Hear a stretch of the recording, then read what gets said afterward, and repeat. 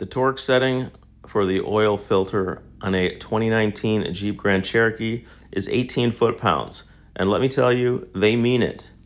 The oil filter housing in these cars is actually made out of plastic.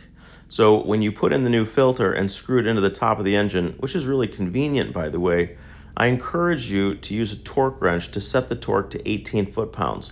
What happens if you over-tighten the oil filter on one of these cars? When you start to look under the car, you may see oil dripping, but it'll be dripping far down, maybe below the driver's seat. What this means is the oil is traveling. I found this on a used car I just bought, so after taking apart the air intake and lifting up the oil filter housing, here's what the top of my engine looked like. Coolant and oil was running out of the car, and I was losing oil in this vehicle fast. I'll put a link in the description to the full repair. Thanks for watching. Check out the description for more information and hit that subscribe button if you'd like to see more videos.